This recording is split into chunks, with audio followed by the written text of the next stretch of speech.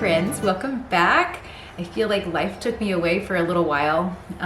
We had our homeschool evaluations yesterday, and today fully felt like the first day of summer. Even though we were done with bookwork for the last few weeks, that feel of just the finishing line was kind of looming over me. And today was a beautiful day, right? Mm-hmm. I felt like we could get out in the gardens, we could just embrace the springtime feels. And what better way to do that than pick a whole bowl of strawberries? There is nothing like the feel of that mid-spring, early summer feeling than red ripe strawberries, right? Mm-hmm. And you and your sisters have been going down and checking, you and Hannah mostly, checking the strawberry patch every day for the first red ripe strawberry. And it's so tempting to pick that little tiny one that is just red with a little bit of white on it, and you know it's not going to be good, but you pick it anyway, right? Mm-hmm. Are they good? Mm-hmm. So we picked, the girls and I picked, mostly the girls picked 2 basketfuls like this. Normally we're taking... You picked 1 for 1, but then right. half for 1. And then they ate a lot because I said, pick them all and we'll make strawberry shortcake to celebrate the first strawberry shortcake of the season. And they ate a ton, and so we said, well, let's walk over to our neighbors, this young, cute little Amish couple. They're out every single morning. Well, she is with her little babies. And they're picking strawberries and they sell them at their roadside stand. So we walked up and we got yesterday's seconds because those were just as good. And we added them to our bowl. And I have the hulls here. And let me show you what I'm going to do with these real quick. Because I don't like to let things go to waste. And I'm going to make strawberry vinegar. So what I'm going to do is, all right, hands out. That's dinner tonight. I don't know. The first strawberry shortcake is always dinner, and I have a chicken in the oven, and we're planning on being in the garden tonight. We're planting one thing every night. We feel like we're behind, but we're really not. It's just a lot because we keep adding gardens, and then we planted a whole nother strawberry patch, and it hasn't rained, so we've been taking a lot of time to water everything, and then weeding all those gardens too take a lot of time. So it's putting us a little behind. So I'm going to push all these, and I may need another jar. Actually, let's grab this other jar quick. So we're taking all those strawberry hulls, right? You don't want to waste those. I mean, the chickens would love them, but they're really enjoying our strawberry patch down there. So the race is on. Can we get to them before the chickens do? There's a few that have little pecks out of them. We've clipped their wings, but they're buggers. They actually climb the fence. We've watched them. Yeah, they're tricky. So put these in here, and we're gonna cover that with some white wine vinegar. And that's a nice light vinegar, and it's clear color. I mean, you could use just regular white vinegar. It's gonna be a stronger flavor. You could use apple cider, but with the apple cider, you're not gonna get that beautiful pink color showing through from the strawberries. And you let it sit for like 6 weeks in the dark pantry, and you just tip it up and down every now and then, when you walk past it. And then after that, you strain it off, and you can use this for a beautiful strawberry vinaigrette, in the summertime. All right, is that good? Mm-hmm. Okay, so we're not gonna waste these strawberries. We're gonna put it in? Yep, go ahead, cover the top, and then I'm gonna give you a knife. So I pour this water thing in? Yeah, finish it off. Oh, right there, that's good, that's good. And now take the knife. So we take the knife just down the side, so we make sure all the strawberries are covered, all the air bubbles are out, just kind of like if you were canning. Can I do it, Mom? Yep, you can do that, and then put the lid on. You may have to add some more to it. All right. Okay, we're gonna save these for more picking. Normally when we have, this is just the start. Oh, the other girls are feeding. Normally when we have an abundance of strawberries, when they start really coming in, then we take big colanders down and do our picking. So we have 3 strawberry patches. This one that we just picked from is probably the last year. They will last about 3 years to 4 years. And so we like to have another patch ready to go. And so last year we planted a new row of strawberries, and then this year we planted another row of strawberries so that there's this constant flow of strawberries coming in. And strawberry season, there's so many amazing memories. I feel like I'm looking at my hands. They're full, they're like red. There's so many amazing memories from strawberry season, and I just want that for my girls. We've gone to places, we've picked, but we just truly love having a strawberry patch here on our farm. And I love watching the girls run down in their bare feet early morning, picking a morning garden snack. And it is quite the battle, quite the fight to like actually make jam because we just love to eat them fresh. But growing up, I remember every end of May, beginning of June, it was kind of like school was just ending or it did end depending on the season, and my mom and I and my sister, we would just go and pick so many strawberries in like a patch near our house. And that patch is still there, so I drive past and I see it. I see them working on their strawberry fields, and it just brings back memories. And then we go home and can and eat them fresh and make yummies. That looks really good. Okay, that's good. That's good. Let's just push them down. Was Astra up here trying to get some? Okay, go ahead and cover that, hun, and then we'll put it in the pantry. I will. So we're gonna put this in the pantry. Just flip it upside down every time you walk past, every couple days, and then strain it off after 6 weeks. So we're gonna make a strawberry shortcake, and this is an Amish strawberry shortcake. You know, growing up, we would just get the Ready Whip or the Cool Whip and those little pre-made shells from the grocery store. But moving to Lancaster County, Pennsylvania, there is nothing like an Amish shortbread. And I thought about doubling it, and I've done that before, but don't do this. It is so good, fresh, warm out of the oven. There's this like crumb topping, because the shortbread doesn't have a lot of sugar in it, but the crumb topping has some sugar. And so the ingredients that I'm using, that I choose to use, I found a recipe, I've modified it to really wholesome ingredients. So we are using einkorn flour, and this is super buttery. It has a flavor to it. Einkorn flour is very digestible. It's an ancient grain. There's very little gluten in it, so folks that are gluten sensitive, not celiac, but gluten sensitive, can digest this. Most people can. I get this from Jovial. It's an Italian company. I'll link it below. But around us, we have some Amish growers that actually grow einkorn flour. And so throughout the pandemic, Italy wasn't importing or importing to us. And so I had a really hard time getting Jovial flour. And so I was purchasing it through a local Amish supplier. The grind on that was a little bit more gritty. I just love Jovial. So, but if I have to in a pinch, I can buy it locally.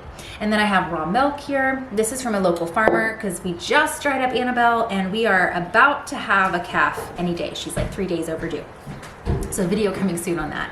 And this is an Amish butter that a friend of ours picks up for us when he goes upstate, and we stockpile it. It's not raw, but it's homemade butter, and it is so delicious. So we get bricks of this. And then this sugar that we use is called sucanat, and this is the sugar cane just dehydrated and granulated. So it kind of looks like sand in a way, very similar to coconut sugar or palm sugar. It doesn't really spike your insulin, and you get that sweetness, but it doesn't have you coming back for more and more and more, and like you don't get that craving. It just satisfies that sweet tooth. So we're gonna use that. And then the rock star of the show, shortbread. Made with lard. This is lard from our piggies, and lard makes just everything better, right? Makes all of our pastries so much better. Is that good? Mm-hmm. Okay. And then of course, baking powder. This is a farm fresh egg from our chickens. And then the salt we use is Redmond's real salt. We buy this in bulk. It has all the minerals intact. So very wholesome, raw ingredients. But if you cannot find these raw ingredients, you can use regular sugar.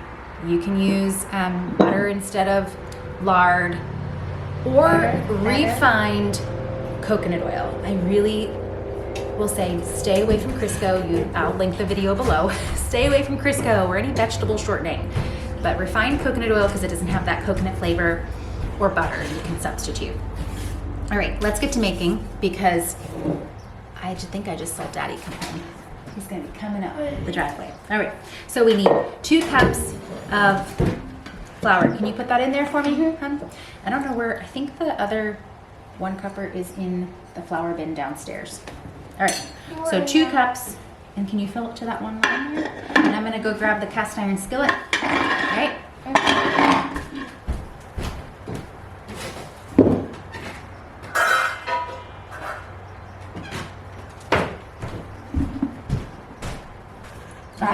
Yeah, that's great.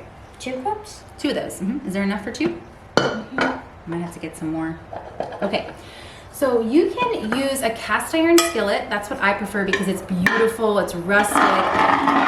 Ooh, that's loud. It's beautiful. It's rustic.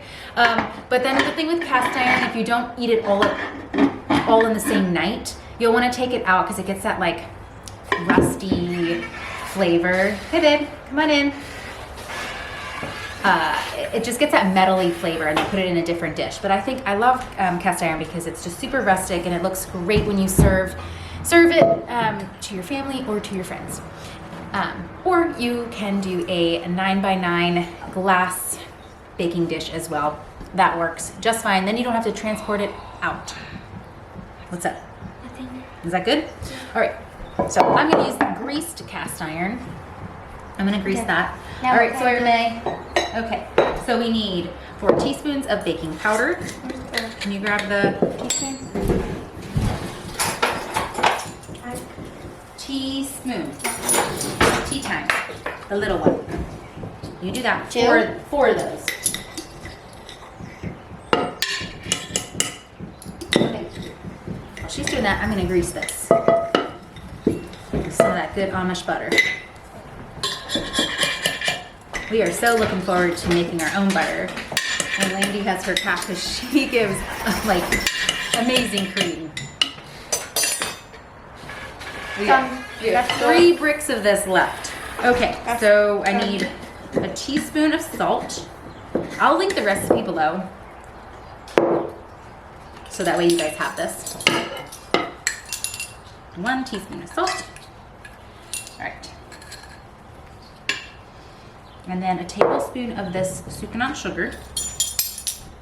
All right. And then mix that all together. With what? You can use your hands or you can use a fork.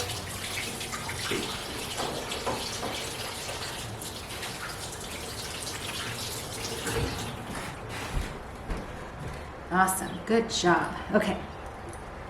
Now we're gonna cut in the shortening, which is our lard. Wait, Mom, ready? Watch. Baby just makes it. Isn't it beautiful? Should we show them? Should we show them while you wash off? Okay, so everything, all the dry ingredients are mixed together. She just used her hand. You can use your fork, a whisk, whatever you want to. This is super, super simple and it mixes up really easy. All right, so we need 1/3 cup of vegetable shortening, and I'm gonna guesstimate with this. Vegetable shortening. Lard. Sorry, not vegetable shortening. We don't do that in our house. We're gonna do lard. So 1/3 cup. And then you can cut this in with a pastry cutter. Sawyer likes to use her hands, right? You're not going to? No. I think you got strawberry on you. Too buttery? Okay. Then let's get a pastry cutter. Where is it? Here you go.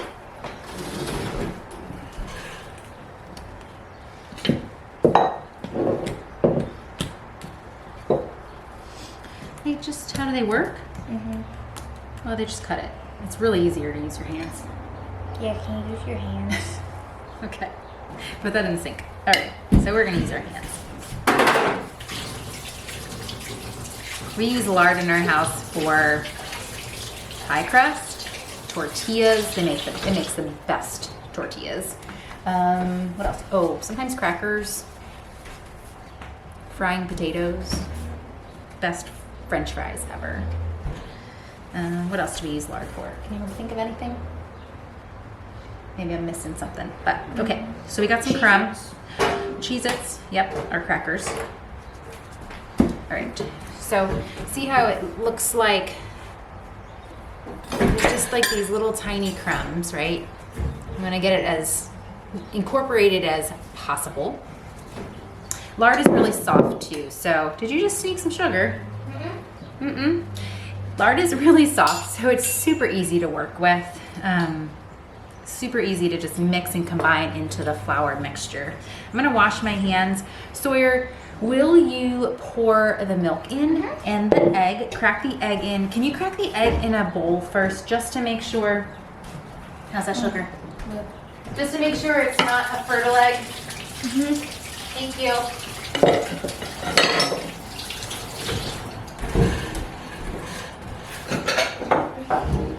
We got some birdie hens, and the girls have forgotten to get the eggs. A couple on some occasions. Ew. Is that a gross one? No, just crack. Oh, okay, that's a good one.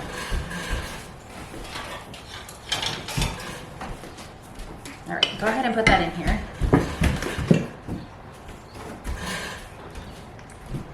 Can I mix it now? You may absolutely mix it. Oh yeah, that looks good. Let me show them.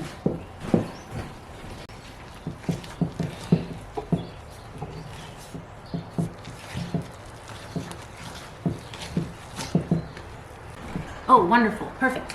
It's kind of like pancake batter. You don't want to over mix it. So don't think you have to get all the clumps out. All right, so now your job is gonna be fun. You're gonna put it in this cast iron skillet. Can you do that? That's a little bit. I know, it looks like it's just a little bit. Can I show you? But it is going to, like, you're gonna push it down, and having wet hands, like, go ahead and scrape all that in there. I'll hold it. And then having wet hands really helps to push it into all the corners.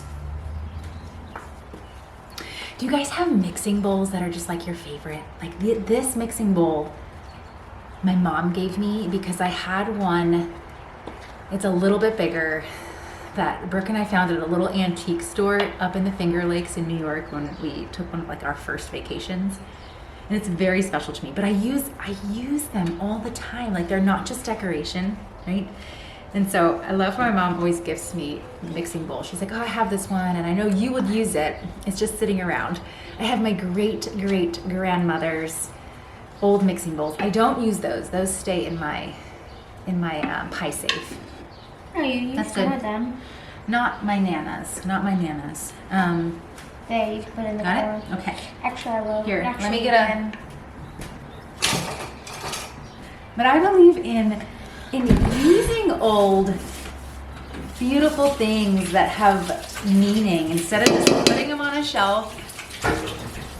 I don't know. So these, I like these because they have a really heavy bottom, and so when I mix things, it's not going all over the place. Especially for my sourdough, I will use it mostly for sourdough. All right. So you wet your hands, and then scrape all that off, and then push it all into the little corners. All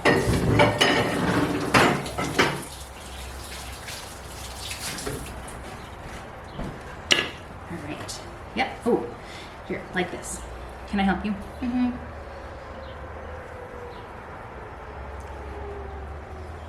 Let me help you here. Can you get the camera and can you show them what I'm doing here?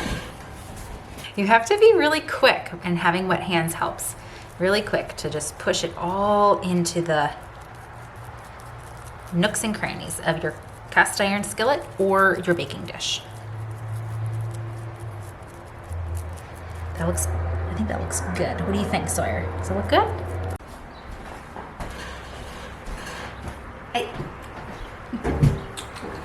Okay, so now we get to make the crumb topping. You don't have to add this if you don't want to, but because this isn't a really sweet dessert, because you're adding the strawberries, and a lot of times, you know, if you add sweetener to your strawberries, there's sweetener in that. The whipped cream has sweetener. Some of you may like to add ice cream. They wanted whipped cream and ice cream tonight. We stuck with the whipped cream. So I like to add the crunchy topping because it's just super yummy. So all you're gonna do is take a half a cup of sugar, and again, we're using the sucanat. I'm gonna put it in this little bowl. Can you do a half a cup of flour? And then, good job, okay. And then 3 tablespoons of Butter. butter. Best if it's cold, mine's not. And again, I'm just estimating here. That's Sometimes more butter is better. And then mix it. Do you want to mix it? No. You love mixing things, but are you weird about getting your hands messy tonight? No. I just don't like grease. Okay, can you go put that in the pantry? Can you start putting things away then for me?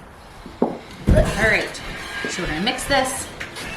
Want me to put this in the pantry? Yes, please. We are making strawberry shortcake for our garden dessert tonight. Wait, are we eating garden? Yes. No, she didn't. I really know she did. All right, got a bigger bowl. Sucanat is not super sweet. I think I added too much butter, but that's okay. So you're just gonna add your crumb topping. Pieces here and there. It's gonna be so yummy. I need to try a little bit. Yeah. I need to try a little When bit. you're done, you're shaking the camera. No, I'm not. You gotta keep it still. So I'm gonna put this in the oven at 350 for about 25 minutes. And then I'll meet you guys back up in the garden. We'll have a nice little dessert while we watch the sunset and plant our sweet potatoes tonight. Is that what we're planting? I think so. All right. Can I put strawberries stuff? All right, so garden plans didn't work out. We did get our sweet potatoes planted, and then it started raining and got really cold, really cold. And so we thank you guys so much for just joining us, being here. We were sitting on the front porch looking for the first firefly of the season, eating our strawberry shortcake, homemade whipped cream.